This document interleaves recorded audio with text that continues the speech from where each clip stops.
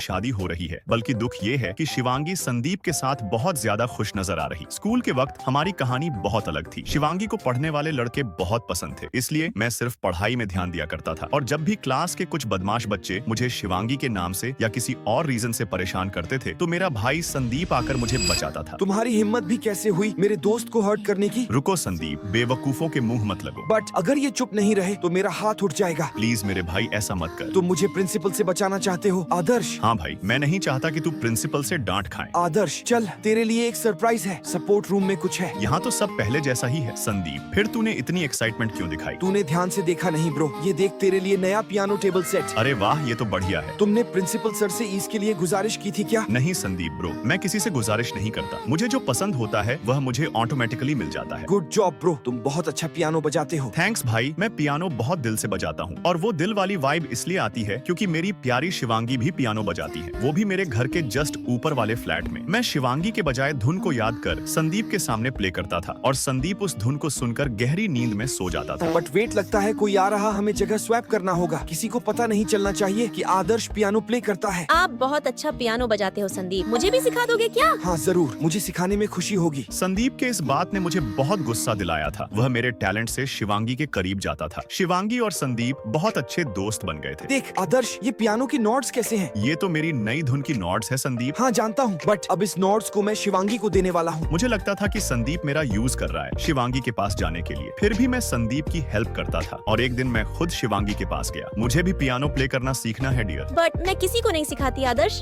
ये तो स्टार्टिंग में ही सैड हो गया यार। बट मैं तुम्हें सिखा दूंगी। आदर्श आओ मेरे बगल में बैठ जाओ। शिवांगी के साथ उसके बगल में बैठना, उसे दिन भर देखना, उसके साथ प्यार से पियानो बजाना, ये मेरे लिए किसी सपने से कम नहीं था। तुम अच्छे लड़के हो आदर्श। सॉरी, मुझे जाना होगा शिवांगी।